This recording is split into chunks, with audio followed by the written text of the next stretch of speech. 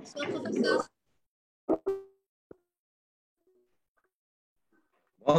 Bonsoir. Bonsoir. Alors, chers collègues, chers amis, c'est un plaisir de vous revoir. Je ne remercierai jamais assez en votre nom et Laboratoire Cooper qui nous ont permis d'avoir ce cycle de formation avec notre cher professeur Hermouche. Ce cycle, alors, il s'étendra sur 3 mois. On aura un webinaire chaque fin du mois. On va commencer le premier ce soir avec une lecture critique de l'hémogramme, une analyse de la lignée blanche. La prochaine fois, il s'agira de les plaquettes, enfin lecture des plaquettes avec lecture de l'électrophorèse des protéines. Que puis-je dire sur professeur Hermouche? C'est un plaisir. On aurait vraiment voulu l'avoir en live. Euh, Sa vivacité, son humour nous manque vraiment, mais quand même. Alors, je pense qu'on va commencer tout de suite. À vous, professeur.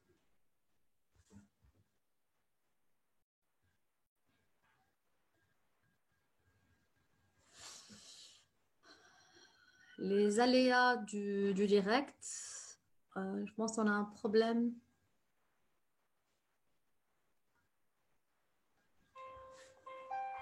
Oui, Très bien. on commence, on démarre, Quand professeur. vous voulez. À vous la parole. Très bien. Merci beaucoup de m'avoir convié. Donc, vous savez très bien que c'est toujours un plaisir d'être parmi vous. Et on va faire un chapitre qu'on n'a jamais fait aujourd'hui. C'est la lignée blanche. Donc, on a fait ensemble l'anémie. On a fait l'hémogramme dans sa globalité. Donc, je remercie Dr Liosfi de m'avoir permis de parler de deux choses. Donc, une aujourd'hui, puis une la prochaine fois, Inch'Allah. On va parler de la lignée blanche, des aluminides de l'hémogramme. On va essentiellement axer sur la lignée blanche aujourd'hui. Et puis, la prochaine fois, nous traiterons les plaquettes électrophorèses des protéines. Alors, bien sûr, je tiens quand même à remercier le laboratoire Cooper qui nous ont permis de nous réunir ce soir et tout particulièrement Dr Liosfi avec tous les membres de l'association amicale qui sont, je pense, j'espère que vous ressentez la même chose, on est vraiment de vrais amis au point qu'on échange sur beaucoup de passions. Donc voilà, ce qu'on va faire aujourd'hui, c'est ce que j'ai l'habitude de faire comme ce qu'on a fait pour la lignée rouge. On va essayer de voir ensemble les bases, donc théoriques. Ne le prenez pas mal si je vais commencer par l'alphabet, Professeur Almouche, professeur Almouche. et à bas. Oui, Oui, est-ce que si je oui, pouvais arrêter, est-ce que vous pouvez refaire votre partage, s'il vous plaît? ben je l'ai fait. لا مازال ما بانش لينا أستاذ. Maintenant c'est bon. Pardon, refaites encore une deuxième fois, s'il vous plaît. C'est bon? C'est bon, c'est bon. تيمشي. أبدأ ثاني أستاذ الله يخليك. Et là?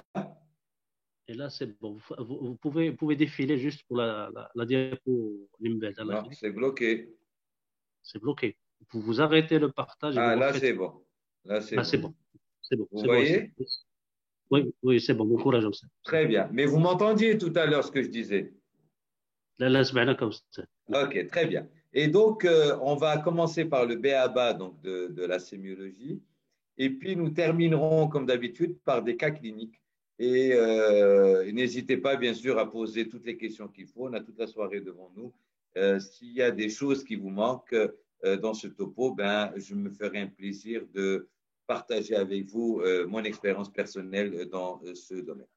Alors, juste pour commencer, quand même, une notion qui est quand même importante, c'est que quand on parle des cellules hématopoïétiques, vous savez très bien que ça va au niveau de ça commence au niveau de la cellule souche, il y a de la maturation, et puis il y a les cellules matures, et nous allons essayer de voir, en fin de compte, c'est important pour nous de savoir à quel niveau cela se passe, et il y a certaines maladies où, bien sûr, vont se développer à ce niveau-là, d'autres vont se développer au niveau plus mature, j'y reviendrai tout à l'heure. Alors ça, c'est de données histologiques que je ne vais pas détailler, mais quand même une notion importante quand on parle des globules blancs, Et c'est vraiment l'exemple type quand je parle à mes médecins, mes résidents ou alors aux infirmiers avec qui je travaille. Quand on me parle de la lignée blanche, on me dit il y a 8000 globules blancs. 8000 globules blancs, ça ne veut strictement rien dire. Pourquoi? Parce qu'on s'intéresse à la lignée blanche, il faut voir ce qui se passe à l'intérieur.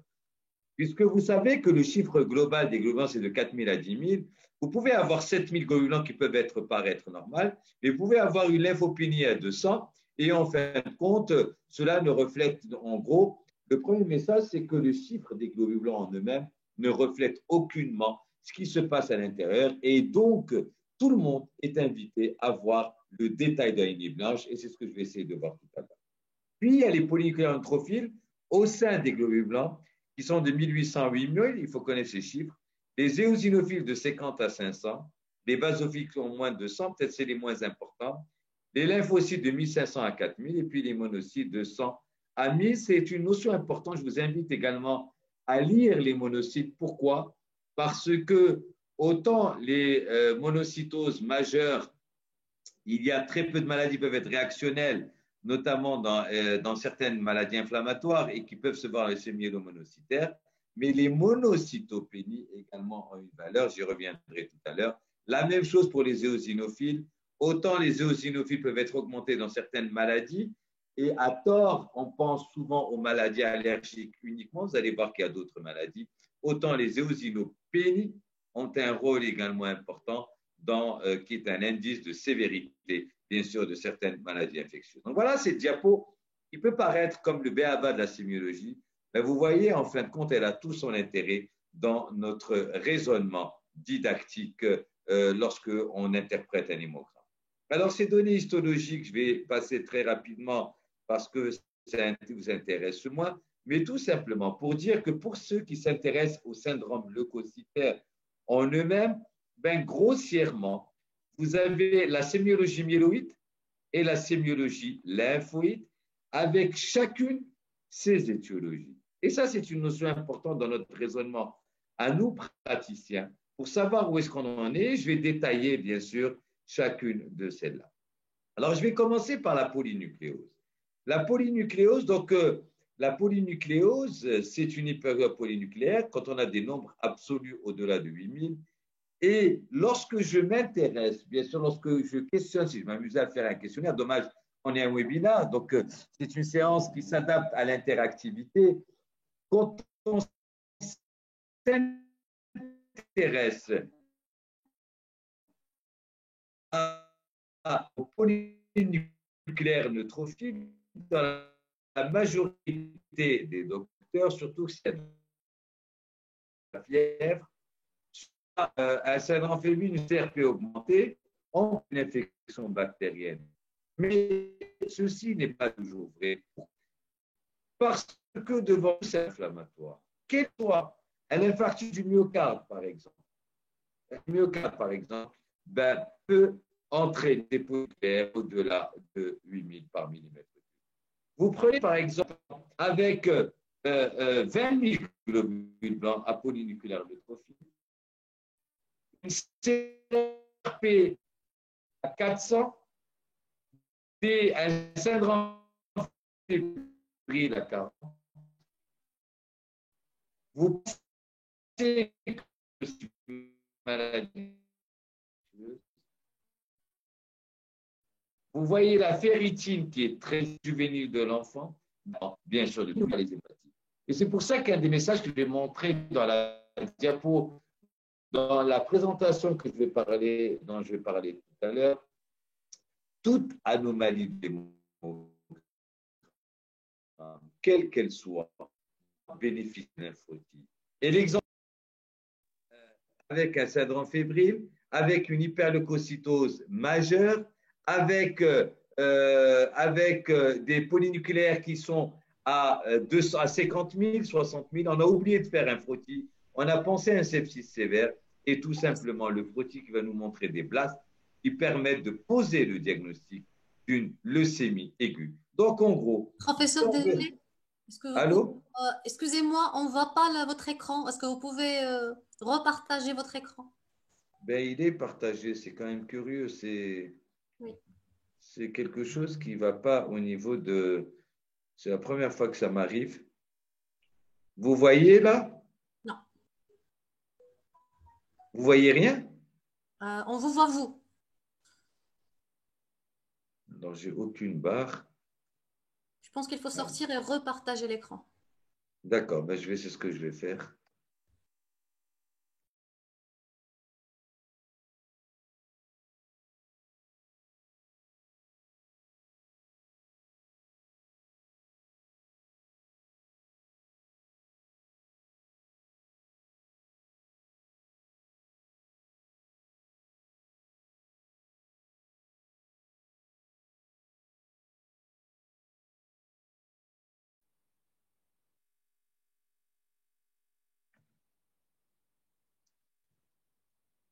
C'est bon?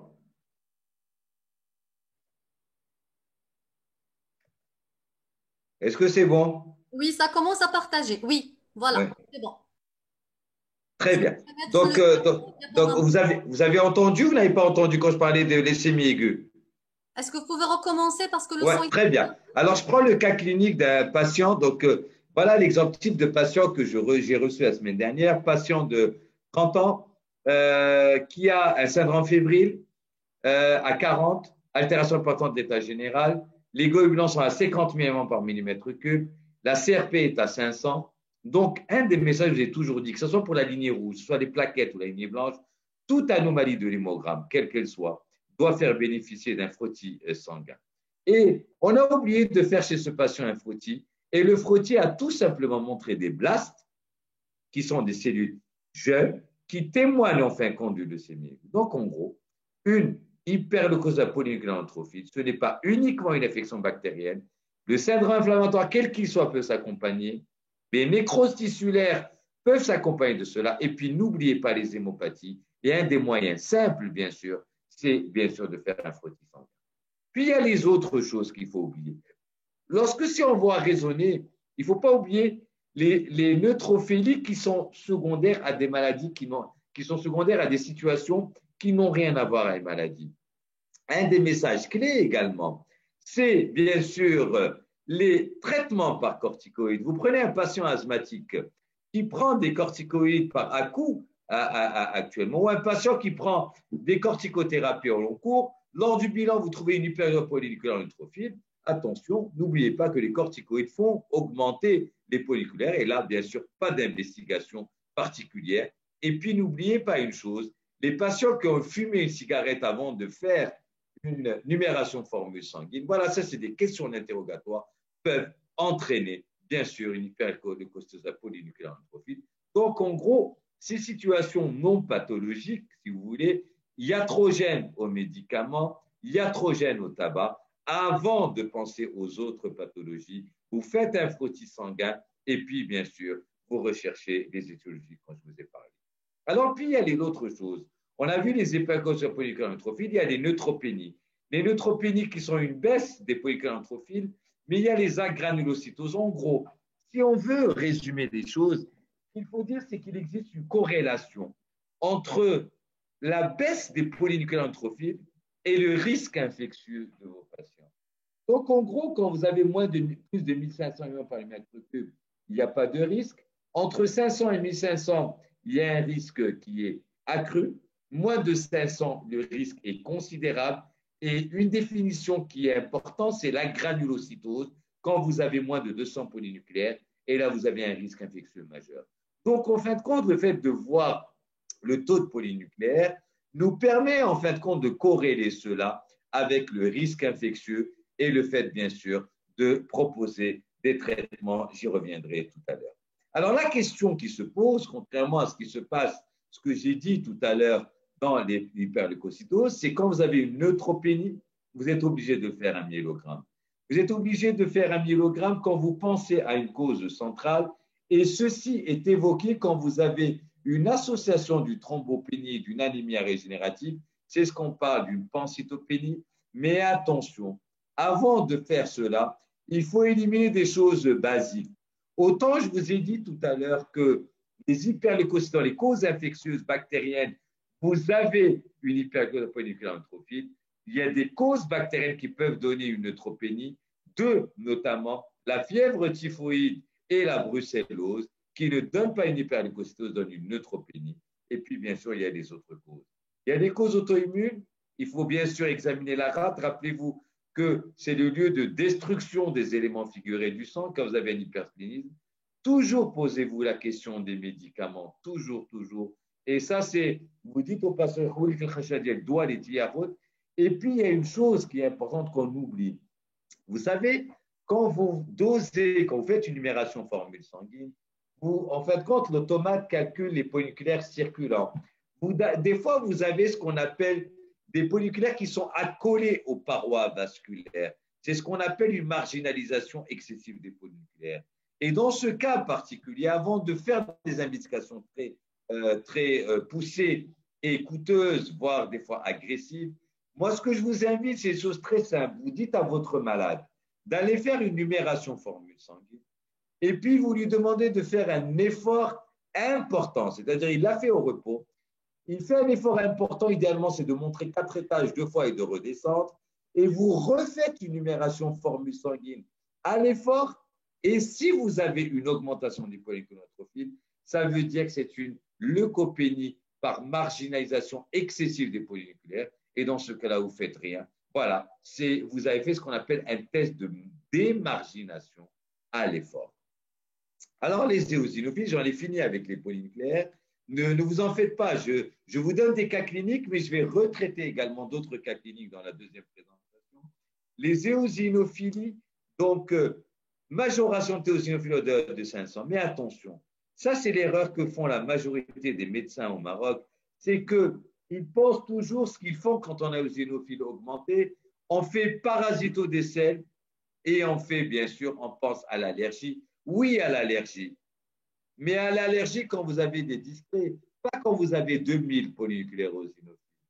Aux parasitoses, mais pas l'Entamoeba histolytica qu'on voit au Maroc. Ce sont les parasitoses tissulaires. Ce sont les patients qui ont séjourné en Afrique subsaharienne. Ce sont les filarioses, les loases, les ankylostomias. Ce sont celles-là qui donnent des hyperéosinophilies majeures. Et ce qu'on oublie toujours, ce qu'on oublie souvent, ce sont les collagénoses, les maladies de système, et les hémopathies. Donc, en gros, le message que j'ai envie de vous passer, quand vous avez une hyperéosinophilie majeure à 1500, 2000, attention au cancer, attention aux hémopathies, et ne concluez pas trop rapidement à l'allergie et à la parasitose tissulaire. Alors, les hyperlymphocytoses. Et là, je vais donner le cas clinique. Le cas clinique d'une jeune patiente que j'ai reçue, une jeune patiente que j'ai reçue pendant le mois de Ramadan il y a 3 ans, qu'un collègue m'a adressé pour une polyadénopathie, un syndrome fébrile à 40, polyadénopathie cervicale, des lymphocytes très élevés et puis une biopsie ganglionnaire, c'est une chirurgie oncologue, en faveur d'une hémopathie lymphoïde, donc un lymphome, et dans la conclusion, c'est écrit complété par une immunohistochimie pour poser le diagnostic de l'hémopathie lymphoïde. Donc, on me l'envoie pour prendre en charge ce lymphome B, donc pour une chimiothérapie par AirShop. Et puis, en fin de compte, comme je vous ai toujours dit, il faut être un éternel étudiant, que je suis toujours, étudiant de 3e année. Je pose des questions basiques. Voilà, qu'est-ce que vous avez? Elle me dit, voilà, je fais maths sup, maths p. Actuellement, je suis à l'école centrale de Paris. Donc, elle était rentrée en vacances. Et puis, voilà, donc je l'examine. Et quand je l'examine, tout bêtement, donc je regarde ça, je me prends mon abaissement et je trouve une amygdale, un dépôt au niveau amygdalien. Donc là, je demande à la maman de sortir et je lui pose la question, donc voilà, qu'est-ce qui se passe? Elle est rentrée, est-ce qu'elle est fiancée, etc. Elle me dit oui, je viens de me fiancer. Elle me raconte son histoire qu'elle était avec son fiancé qui a fait maths sup maths p. Lui, il faisait une autre école au Maroc. Elle était rentrée, elle était partie faire Centrale Paris. Donc, sans rentrer, je pose une question toute bête. Est-ce que vous êtes embrassés, tout simplement? Ben, vous connaissez, c'est la maladie des baisers, la maladie des amoureux, la maladie des fiancés, comme on appelle. c'est, voilà, donc trop rapidement, à poser le diagnostic de lymphome, alors qu'en fin de compte, elle avait une mononucléose infectieuse. Et voilà cet arbre décisionnel. Donc, bien sûr, je vous enverrai, comme d'habitude, les diapos à Mme Yousfi de tout cela. Donc, devant toute hyperlymphocytose de 4000, il faut, rappelez-vous, toujours des frottis qu'on oublie toujours de faire. Vous faites un frottis, vous regardez cela. Si ce sont des lymphocytes hyperbasophiles, voilà, c'est très simple, vous n'avez pas besoin, vous-même pouvez poser le diagnostic. Vous pensez au syndrome nucléosique, vous regardez la gorge. S'il y a un syndrome pharyngé, c'est une mononucléose infectieuse. Voilà. Sinon, bien sûr, les autres virus, c'est en l'absence de cela que vous pensez aux hyperlymphocytoses matures, à ce moment-là, les lymphomes, etc. Donc, vous voyez, à tort, on a failli poser le diagnostic de lymphome d'une hémopathie lymphoïde chez une jeune fille qui avait tout simplement une nucléose infectieuse et parce que tout simplement, on n'a pas fait, bien sûr, le frottis sanguin. À côté des hyperlymphocytoses, il y a les lymphopénies.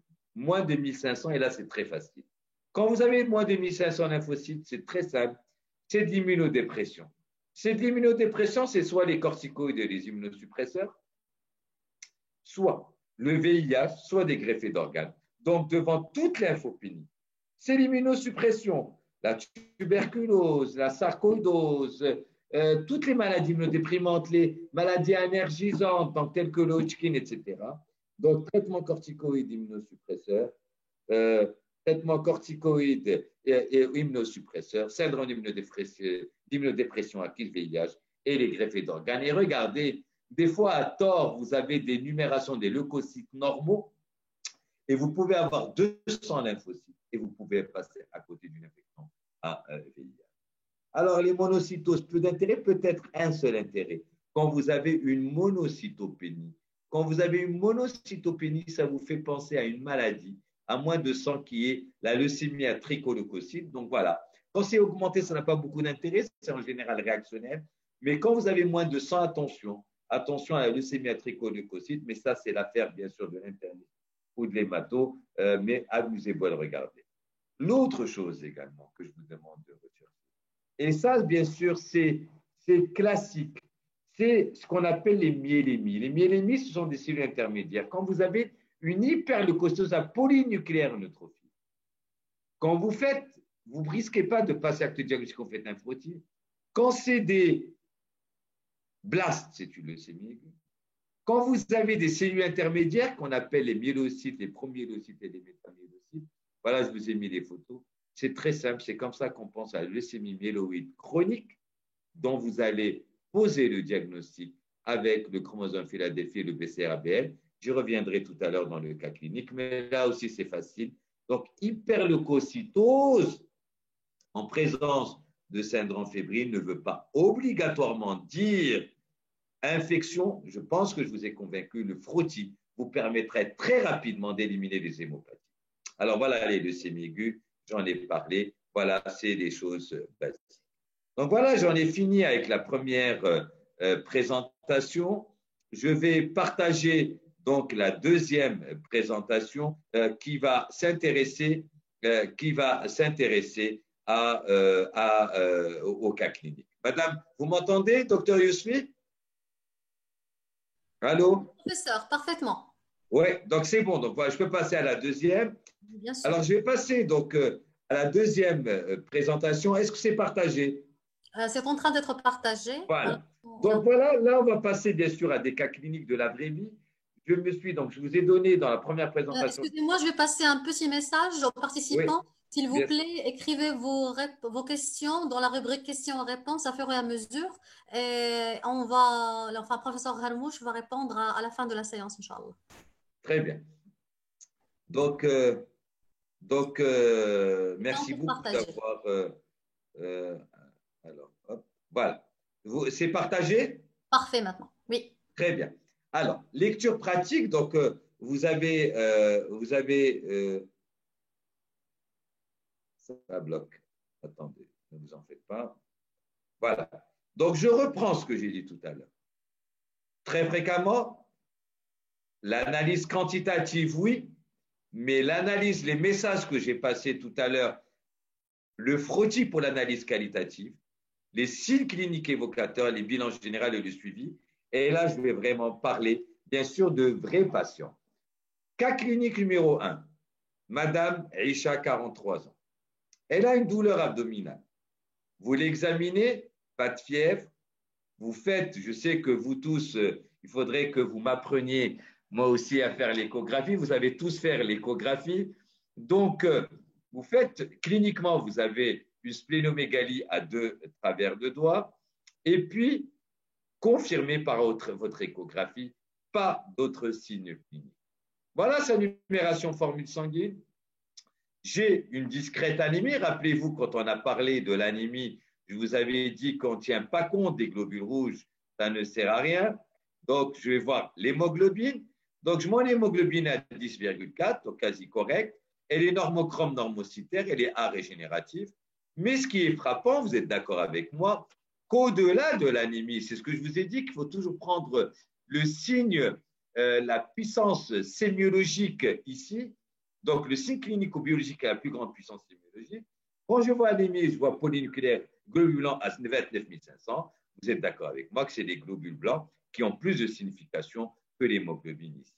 Donc, je vois quand je m'intéresse à ces globules blancs, c'est le message que je vous ai dit qu'il faut voir à l'intérieur, c'est quoi? Je trouve qu'il y a 16 500 polynucléaires, que les lymphocytes sont normaux à 2300, que les éosinophiles sont normaux à 300, que les basophiles sont normaux à 100 et des plaquettes normales. Donc, en gros, je suis devant une jeune dame qui a 43 ans, qui a une splénomégalie et qui a une hyperleucocytose à polynucléaire neutrophile. Message, que nous manque-t-il ici? Si je me base sur tout ce que je vous ai dit depuis tout à l'heure, ce qui me manque ici, c'est le frottis. Je pense que tout le monde est d'accord.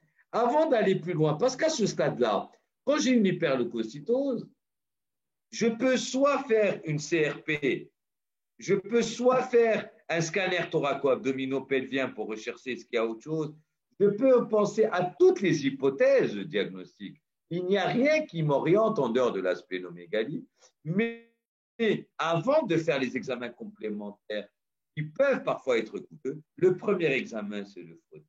Et regardez, quand je fais le frottis chez cette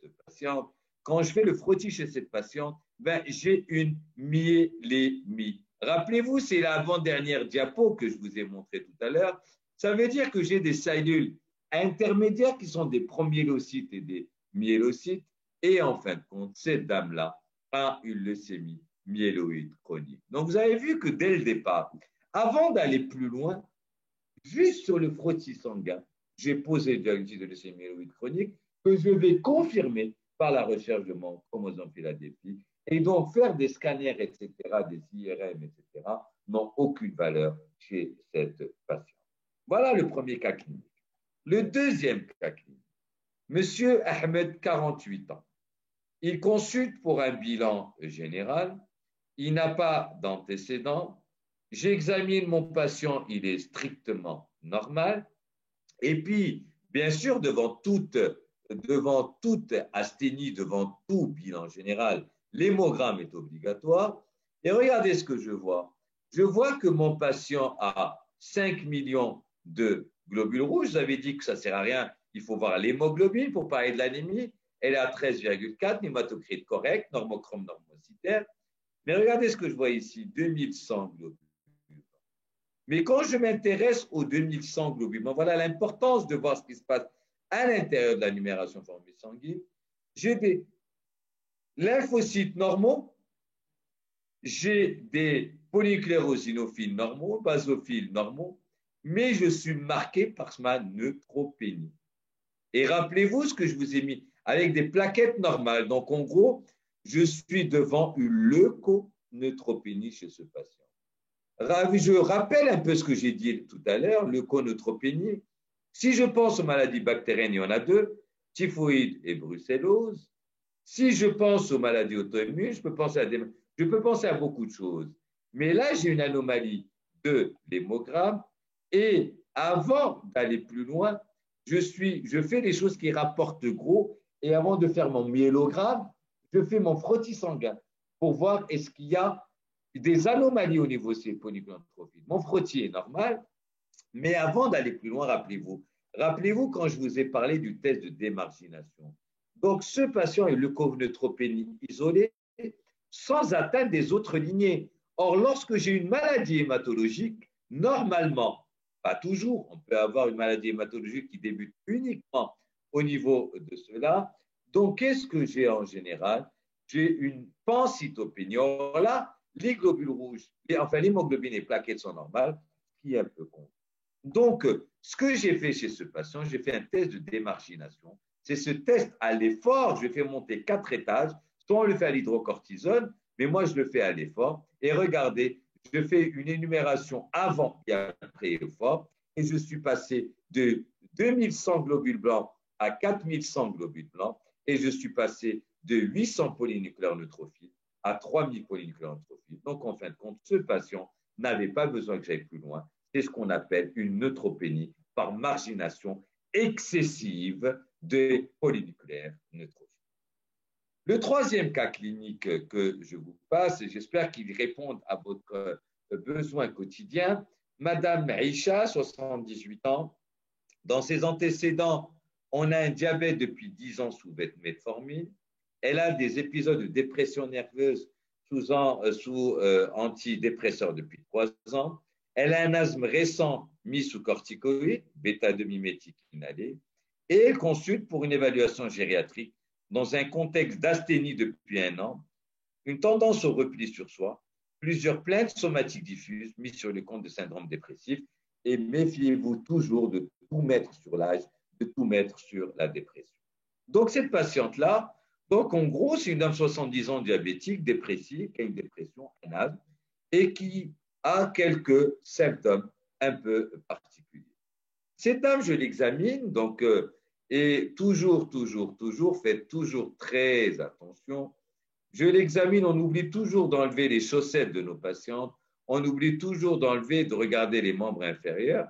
Elle a un purpura pétéchial infiltré au niveau des membres inférieurs, des râles sibilants, avec un examen cardiovasculaire normal. Bien sûr, je vais demander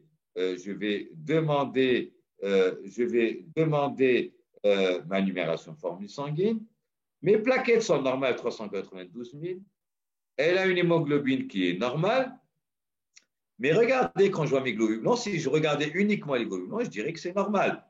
En effet, c'est normal. Mais je vois, comme je vous ai dit, à l'intérieur de la numération formule sanguine des globules blancs, j'ai 6800 polynucléaires, qui est normal.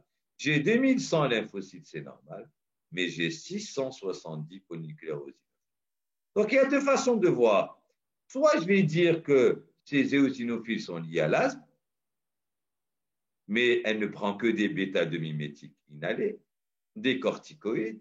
Soit je me dis, est-ce que le purpura qu'elle a est en rapport avec ces polynucléaires éosinophiles?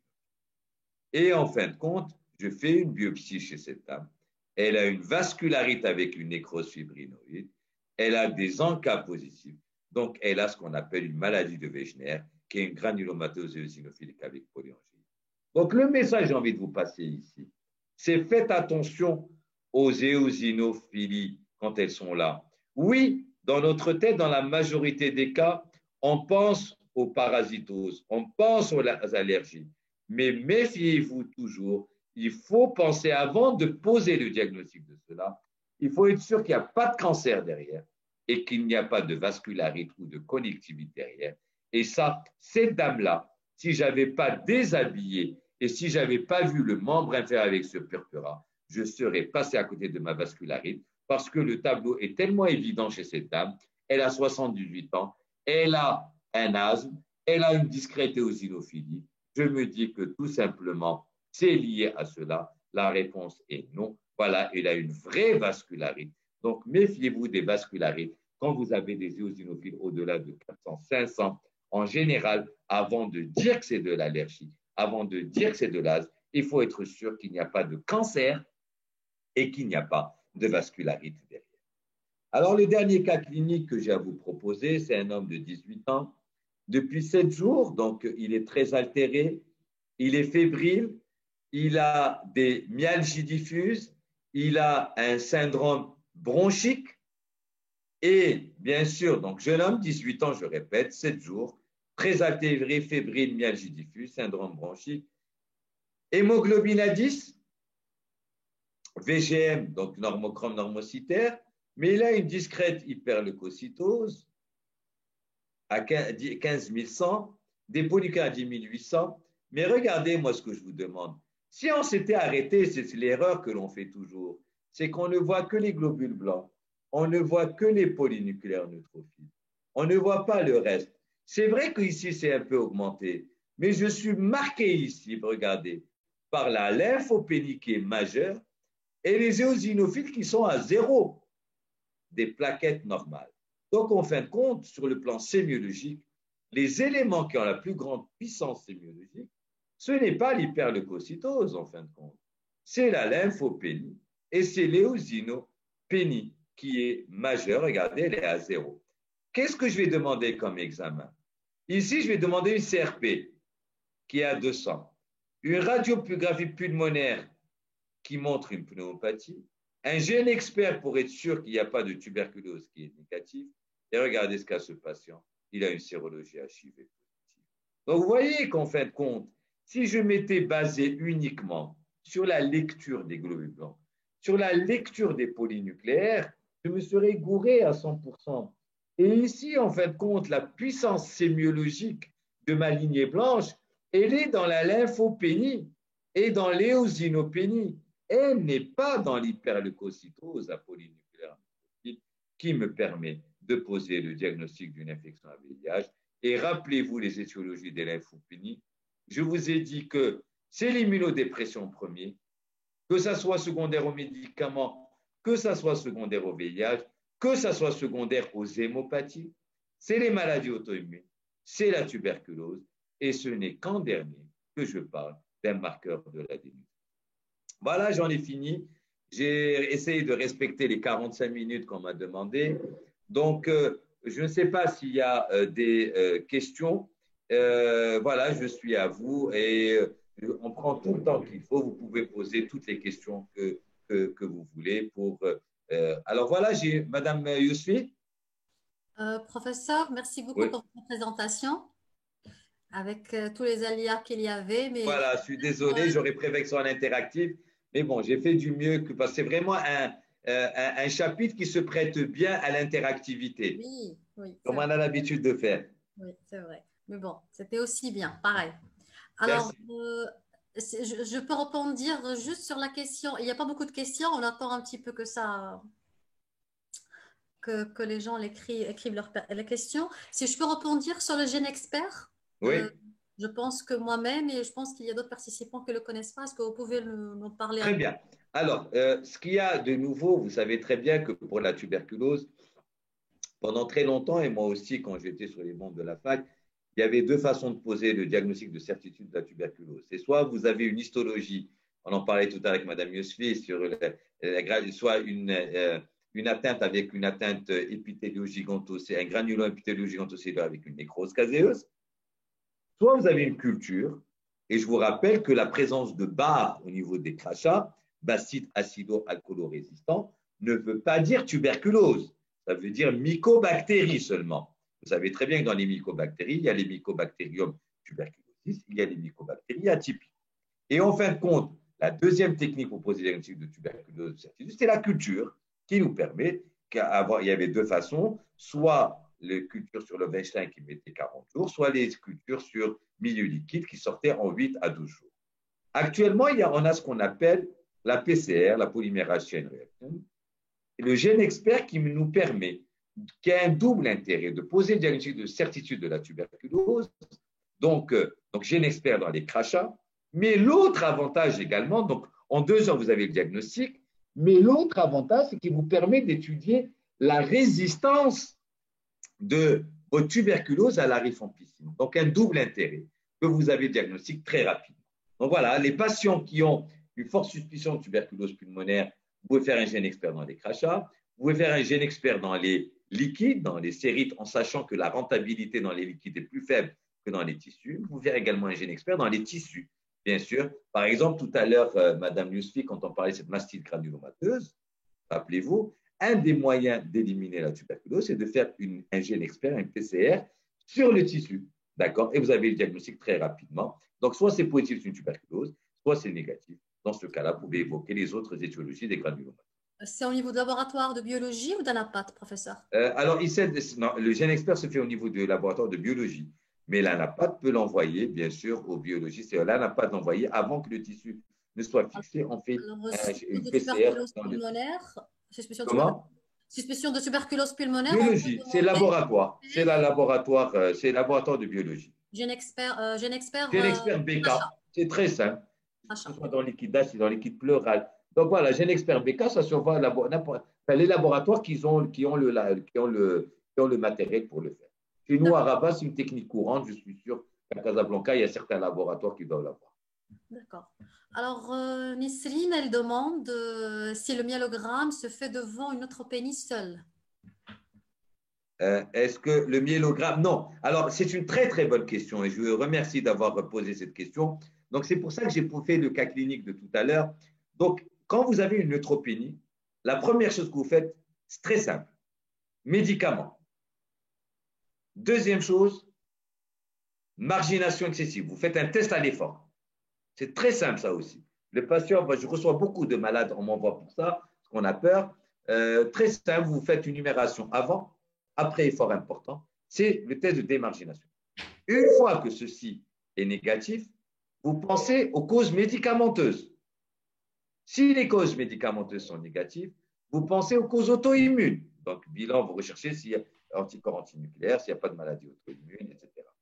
Vous le ferez, bien sûr, le frottis, j'en parle pas. D'abord, le frottis, on en a parlé, dès le départ, ça vous permet d'éliminer.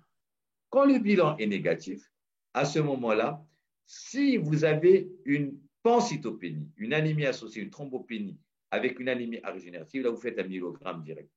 D'accord? Donc voilà. Donc avant de faire un myélogramme, il y a beaucoup d'étapes qui sont réglées. Et honnêtement, je vous parle franchement, 90% des neutropénies qu'on m'envoie sont du ressort de la médecine générale. Parce que c'est généralement les médicaments, c'est généralement une marginalisation excessive des polynucléaires. Et quand vous faites ça et ça remonte, vous n'avez pas besoin de faire autre chose. Vous serez votre patient tous les 3 mois avec une UFS avant et après effort. Vous pouvez nous rappeler, s'il vous plaît, les médicaments qui causent cette neutropénie? Il y en a beaucoup. Donc, honnêtement, il y en a énormément. Donc, moi, ce que je fais d'habitude, jamais que la méthode la plus simple, c'est que vous prenez, je ne veux pas vous citer, j'en ai plein en tête, mais moi, le conseil que je donne à mes collègues, c'est que vous demandez au malade quels sont les médicaments qu'il prend. Et vous regardez dans le prospect. C'est le meilleur conseil que je vous donne pour rechercher la neutropénie. Non, mais c'est-à-dire qu'on doit, c'est plus des antibiotiques, des antidépresseurs, c'est-à-dire qu'on doit rechercher dans le Là, prospectus. tous peuvent donner ça. Par exemple, les antibiotiques amoxicilline, la vilamine peut donner ça. Les antidépresseurs peuvent donner ça. C'est pour ça que je n'ai pas envie de donner un listing, parce que des fois, on risque de dire, ah, M. Hamouche nous a dit Rérat Doyet, donc les autres. Non, non. Moi, ce que je fais d'habitude, c'est que chaque fois, je découvre de nouveaux médicaments. Et comment j'ai appris cela? En regardant les médicaments que prennent les malades. Voilà, c'est aussi simple que ça. C'est le message. Mais le message important, c'est avant d'aller plus loin, faire frottis. Si le frottis est normal, vous faites le test de démargination, test à l'effort, la hydrocortisone. Si c'est positif, vous avez le diagnostic. Et sinon, ben après, voilà, c'est le reste. Désolée, je reste toujours pour les médicaments. Est-ce que vous pensez qu'on doit arrêter pendant combien de temps? Si par exemple on leur demande d'arrêter pendant… Alors ça, c'est une très bonne question. Merci. J'ai mal compris ta question. Merci. Alors, c'est une très, très bonne question. On n'arrête pas les médicaments. C'est pour ça que si vous vous rappelez de la première présentation, je vous ai mis le risque infectieux en fonction du taux de polynucléaire en neutrophile. On a dit que la diapo de ça. Quand vous êtes à plus de 500, il n'y a pas de risque infectieux. Il est très faible. Donc là, vous n'arrêtez pas. Vous arrêtez quand vous êtes à moins de 500. Et vous arrêtez d'urgence si vous êtes à moins de 200. D'accord. Voilà. J'avais mal compris ta question et je te remercie d'avoir reposé la question. Non, merci. De toute façon, je t'envoie à la fin, je t'envoie toutes les diapos comme d'habitude. Parfait, merci beaucoup. Alors, docteur Aroubi Amina, elle vous remercie. Elle demande votre avis. C'est le globule blanc normal, lymphocyte élevé. À quelle limite on demande un frottis? On trouve plusieurs NFS avec monocyte nul. Voilà. Très bien. Alors, très bonne question. Alors, je vais répondre tout simplement. Quand vous avez une monocytopénie, allez au éosinopénie à zéro. Éosinophilie à zéro, ça veut dire que c'est une infection sévère. Retenez ça, quelle que soit l'infection. Monocyte nul, il faut penser à une maladie qu'on appelle la leucémie tricholeucocyte. Et vous savez, le frottis vous montre ce qu'on appelle un aspect chevelu. D'accord? Et le myélogramme permet de poser le diagnostic. Ça, c'est la première chose. Si vous avez des lymphocytes élevés, la première étape, c'est le frottis. Soit vous avez des lymphocytes hyperbasophiles, c'est ce qu'on appelle un syndrome mononucléosique. Dans ce cas-là, les hypothèses sont simples. Vous regardez la gorge. S'il y a un syndrome pharyngé, c'est une mononucléose infectieuse. S'il n'y a pas de syndrome pharyngé, les autres causes, il y a le syndrome mononucléosique, Kane, toxoplasmose, le VIH, toxo, VIH, syphilis, d'accord? Voilà les principales, et l'infection cytomégalovirus. Voilà. S'il n'y a pas de syndrome mononucléosique, et c'est lymphocyte hyperbasophile, dans ce cas-là, soit c'est un sujet âgé, vous allez faire ce qu'on appelle un immunophénotypage en sang périphérique. Il faut craindre ce qu'on appelle la leucémie lymphoïde chronique. Sinon, à ce moment-là, vous recherchez des adénopathies pour rechercher les lymphomes, etc. Voilà, j'espère que j'ai répondu à la question. Il y a 3 questions, cette question. Parfait. Alors, docteur Asma Benjra des Nesri, notre chère, elle vous remercie, moi-même et Laboratoire Cooper. Merci à vous pour votre présence, votre interaction. Badia, elle demande pour les lymphocytes à 1000, les autres lignées sont normales dans un contexte d'asthénie brutale. Très bonne question. Lymphocyte à 1000, asthénie brutale, c'est très simple. Premièrement, faites une sérologie. Premièrement, les médicaments. Est-ce que le malade prend des corticoïdes, par exemple? S'il n'y a pas de prise de corticoïdes, par exemple, à ce moment-là, vous allez faire VIH, obligatoire. Si le VIH est négatif, dans ce cas-là, je vais rechercher la tuberculose. Il faut garder en tête, contrairement à ce qu'on pense, bien sûr, la tuberculose peut donner une lymphopénie majeure, d'accord? C'est vraiment quelque chose qui doit nous attirer l'attention. Et si c'est normal, ben à ce moment-là, vous faites un scan thoraco-abdominopelvien pour voir qu'il n'y a pas d'adénopathie, etc. S'il n'y a rien, ben, il n'y a rien du tout. C'est une lymphopénie que vous allez oublier. Donc, toujours immunodépression. Et quand tout est normal, voilà, on fait par étapes. HIV, enfin, médicaments, corticoïdes, HIV, tuberculose, et puis les autres causes d'immunodépression qui sont que vous connaissez tous, donc les néoplasies, etc. Ok. Saïda demande pourquoi nous avons une polynucléose dans les infarctus du myocarde. C'est une très bonne question. C'est comme dans tout syndrome inflammatoire. Tout syndrome inflammatoire va avoir une polynucléose. Voilà, c'est aussi simple que ça. C'est la réaction inflammatoire. C'est pour ça que dans l'infarctus, vous pouvez avoir une CRP augmentée. Voilà, donc tout, c'est comme la CRP n'est pas spécifique de l'infection bactérienne. Donc tout syndrome inflammatoire, quel qu'il soit, que ce soit une maladie inflammatoire, que ce soit une maladie rhumatologique inflammatoire, que ce soit une infection, que ce soit tout mécanisme inflammatoire, s'accompagne du polynucléose. D'accord. Bon, allez-y les amis, on est bientôt fini et profitez-en de professeur Hamouchit avec nous. Alors, Samira, elle demande à quel taux de réticulocytes on parle d'anémie arégénérative. Très bien, très bonne question. Alors, qualité goût 120 000, qualité goût 100 000. Mais de toute façon, si tu as moins de 100 000, c'est arégénératif. Voilà. Donc voilà, ça c'est sûr. D'accord. Est-ce que vous pouvez nous parler un petit peu, s'il vous plaît, de la mononucléose infectieuse? Très bien. Alors, mononucléose infectieuse, c'est une infection EBV. Donc, voilà, moi, j'en ai eu 4 comme ça, 3, avec la même histoire, comme par hasard, c'était pendant le mois de Ramadan. C'était 3 histoires de jeunes filles. C'était exactement la même chose. C'est quoi? C'est une infection EBV.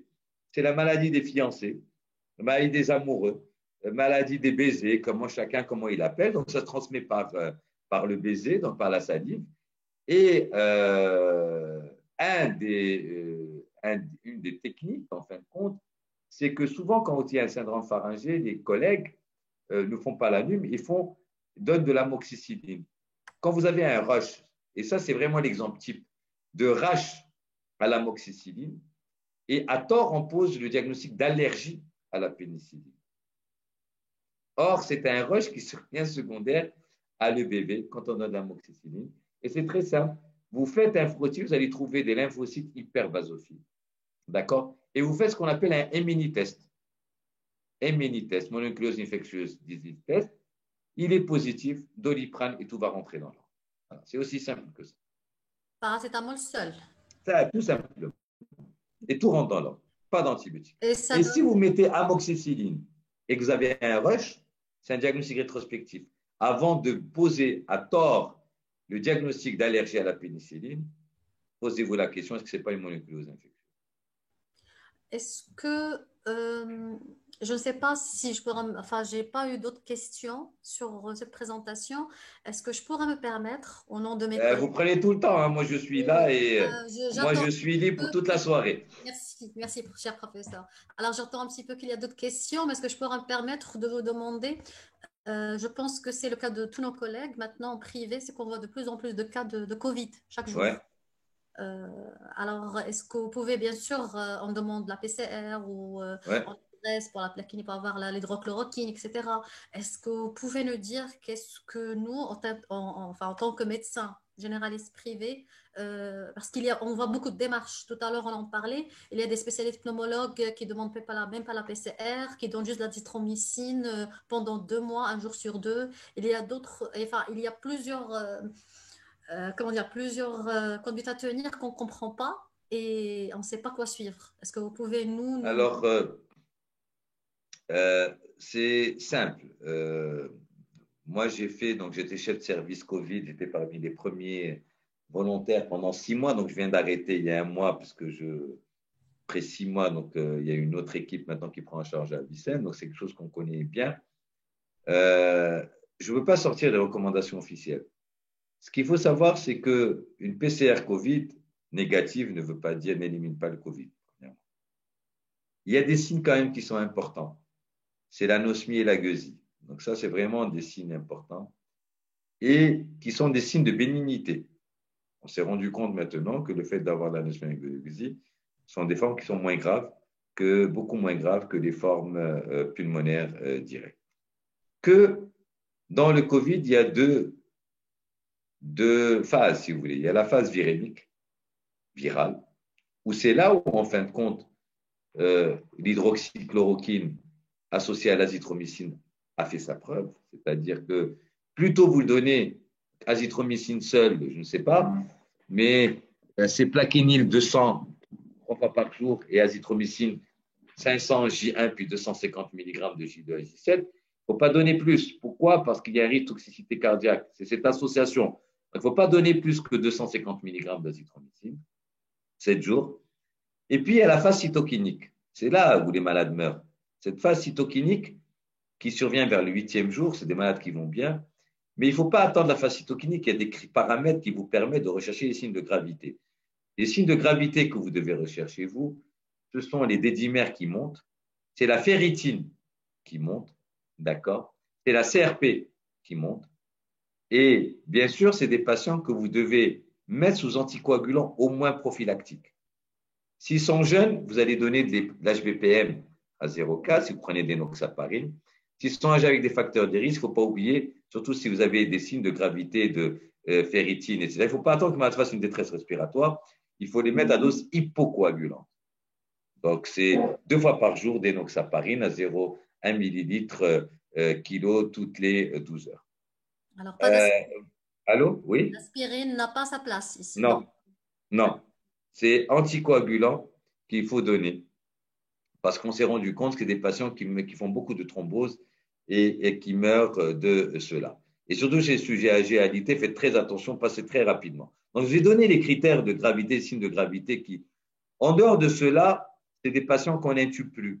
On essaie d'éviter d'intuber et sous oxygène haute concentration, que ce soit par de la CPAP ou alors par de la VNI, on arrive à sauver beaucoup de patients et la mortalité, on a de moins en moins de mortalité avec cela. Donc voilà, c'est ça. Alors l'autre chose également, c'est qu'en cas de persistance de syndrome fébrile, surtout chez les sujets un peu fragilisés, diabétiques, etc., il faut craindre ce qu'on appelle les surinfections. Et dans ce cas-là, il faut avoir la main facile de donner des antibiotiques. La personne au syndrome fébrile, une CRP qui monte, etc., très facilement, si vous suivez des patients à domicile, donnez par exemple de la ceftriaxone, vous pouvez associer par exemple d'une quinolone de 4e génération, d'accord. Ayez la main facile à le faire, d'accord, parce que ce sont des patients qui surinfectent et généralement les choses s'améliorent. Voilà, les formes graves sont beaucoup plus rares. Voilà, je vous ai mis la gestion à domicile qu'on peut avoir et c'est des patients qui arrivent, on Et arrive à gérer à domicile. corticoïdes, s'il vous plaît, parce qu'ils ont Non, parlé que surtout ça pas à la m'énerve. phase aiguë. S'il vous plaît, ne donnez pas de corticoïdes. Les D'accord. corticoïdes peuvent être délétères au début. Laissez les corticoïdes pour les patients qui vont atterrir en hospitalier, en réanimation. Donc, ne donnez jamais de corticoïdes. D'accord. Désolée, je vais continuer un petit peu sur le Bien Covid. sûr, On a deux bien questions. sûr, je suis là. Merci beaucoup. Alors, pour la lecture, il y en a parfois, on trouve l'IgG positif, c'est-à-dire que le patient, le test sérologique est positif au Covid, et la PCR qui est toujours positive. Ou parfois que c'est négatif. Ouais. Alors, la PCR positive, ça ne sert à rien de la refaire. Je vous le dis. Un patient qui a une PCR positive au premier, ça ne sert à rien de la refaire. Ça, c'était l'erreur qu'on a appris maintenant avec le temps. Je me rappelle très bien au tout début, quand on s'occupait des patients. Moi, j'ai un patient qui est resté 64 jours hospitalisé. Je ne sais pas si vous imaginez. Parce qu'il avait. Parce qu'avant, on ne faisait sortir les malades que quand ils avaient une PCR négative. Maintenant, on ne fait plus la PCR de contrôle. Ça ne sert à rien. Un patient qui a dépassé 10 jours, quand on prend certains pays, au Maroc, on a dit 14 jours, au-delà de 14 jours, il n'y a aucun risque de contamination.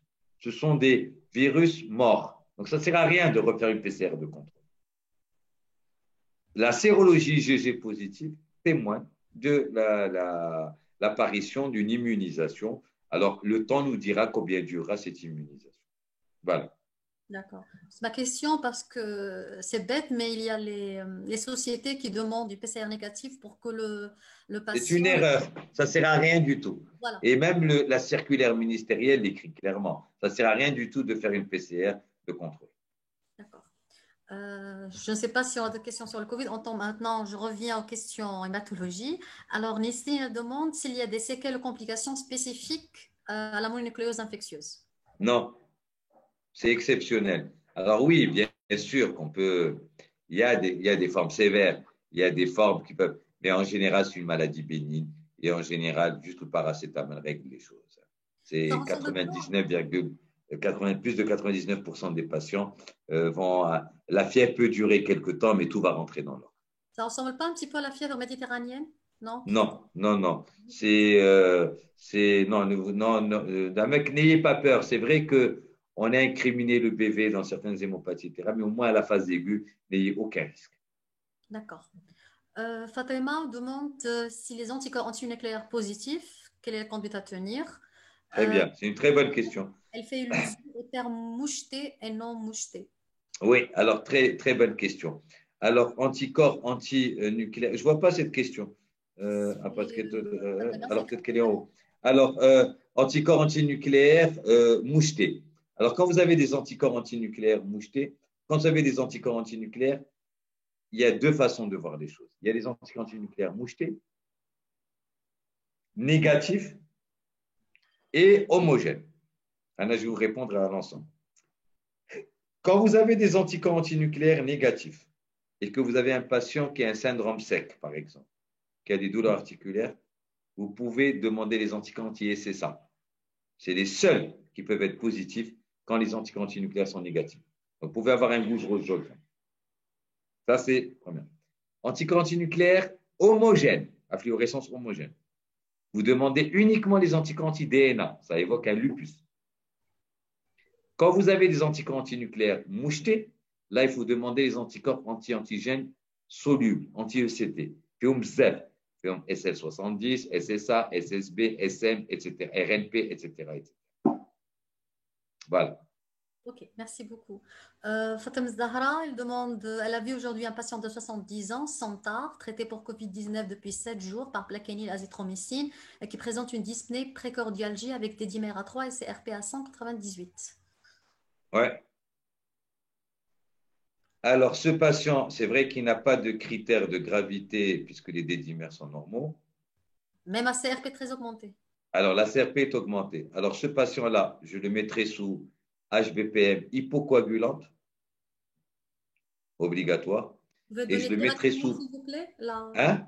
Est-ce que vous pouvez nous dire directement pour l'HVM hypocoagulante le nom? Ben, je mettrai, moi, l'Ovenox, 6 pèse 60 kg, 0,6 x 2. Merci. Voilà. Et je le mettrai sous une double antibiothérapie. Je le mettrai sous Roséfine Tavanic, par exemple. La Roséfine Tavanic. Roséfine, 1 gramme, 2 fois par jour? 2 grammes, non, 2 grammes en une prise. Et Tavanic, ou la, enfin, euh, La moxifloxacine. là, mais moxifloxacine, La lévofloxacine, ou la lévofloxacine. j'éviterai la moxiflo, c'est le sujet âgé à cause de la torsade de pointe. D'accord. Lévofloxacine, 500 mg est comprimé par jour. Par jour. Voilà, c'est ce que je ferai, c'est ce malade en plus. La roséfine, c'est injectable, professeur. Oui, mais vous pouvez donner en intramusculaire, quand vous pouvez donner en IVD, c'est une one shot tout de suite, en IVD 2 grammes. One shot, d'accord, 2 grammes. OK. 2 grammes. Je ne savais pas. Merci beaucoup. C'est rapide, hein, c'est vraiment instantané. D'accord. Si Hamel demande, est-ce qu'on peut refaire une infection? Est-ce qu'on peut être réinfecté par le Covid? Oui, c'est pour ça que, alors c'est exceptionnel. Oui. Il y a des cas décrits dans la littérature. C'est pour ça qu'on dit que pour les gens qui ont déjà fait Covid, même s'ils ont des IgG positifs, continuez les mesures barrières, distanciation sociale et masque. Et lavage des mains. Zineb, elle vous remercie. S'il vous plaît, quel est l'intérêt de continuer à donner l'hydrochloroquine alors que toutes les études ont prouvé son efficacité? C'est une question piège. Au fait, l'hydroxychloroquine, non, on ne peut pas répondre aussi formellement. Il y a des études qui ont montré que ça marche aussi. Donc, alors, tout dépend du stade. Donc, moi, je n'ai pas de réponse. Tout ce que je peux dire, c'est que si vous voulez donner de l'hydroxychloroquine azithromycine, il faut le donner au tout début. Chez les malades qui ne vont pas bien, ça ne sert à rien. Voilà. Donc, les formes débutantes que vous venez de dépister, oui, il y a un intérêt parce que ça diminue la virémie in vitro. D'accord? Mais les formes sévères, ça ne sert à rien de les donner. D'accord. Il y a plusieurs patients qui viennent me voir et me disent qu'ils ont pris le plaquenil, enfin l'hydrochloroquine de l'État et qu'ils ne l'ont pas pris. Qui se sont allés mieux après parce qu'ils ont eu peur de la prendre et après qu'ils n'ont pas eu de complications, pas de problème. Je veux dire, mais quand même, ils ont pris un risque. Ouais. D'accord. OK. Mais après, c'est le choix des patients. Ils ont le droit de dire non. Oui. Alors, Saïda, elle demande, est-ce que pour la mononucléose infectieuse, est-ce que les adénopathies disparaissent rapidement? Elles peuvent mettre du temps. Elles peuvent disparaître rapidement. La patiente que j'ai eue, par exemple, ça a mis 1 mois et demi. D'accord. Mais des fois, ça peut rester comme ça peut disparaître très rapidement. Donc, le temps, n'ayez pas peur si ça dure. N'ayez pas la main facile à biopsier les ganglions si vous avez un mini-test positif. D'accord. Fouzia nous rappelle de l'eflofloxacine et floxin 500 mg. Merci Fouzia. Tu nous dis Cooper Edo? Oui. Ah, ça fait efflox. Alors, docteur Amina Mounir, bonsoir. Est-ce qu'on doit traiter un patient asymptomatique avec IgM positif? Bien sûr, le Covid. Si on suit les recommandations, oui. D'accord. Et si, parce que j'ai envoyé des patients avec IgM négatif, IgG positif, ils n'ont pas voulu traiter. Ils ont dit que c'est Ils ont raison. C'est bon. Si c'est IgG positif, c'est que c'est passé. Il a déjà développé les anticorps. Samira, à partir de quel temps? Ah oui, là, ça, on a déjà répondu à cette question. Je pense qu'on a répondu. C'est bien, il y a eu pas mal de questions, c'est très bien. Ah ben oui. Hein. Professeur. C'est bien, ça a duré plus que prévu, ça fait plaisir. Je pense qu'on va arrêter. Je pense qu'on a toutes les questions à terminer. Je n'ai pas eu d'autres questions. Voilà. Très bien. Merci beaucoup et à la semaine prochaine. Hein. Enfin, au 26 novembre. Au 26 novembre. N'oubliez pas la présentation, professeur. Merci énormément. Je t'envoie tout de suite sur ton mail. Merci pour tout. À l'instant, tu la reçois. Très, très, très gentil. Merci tout le monde. Au revoir. Merci et au revoir les amis. Merci professeur. Au revoir docteur Yousfi. Au revoir tout le monde. Bonne soirée.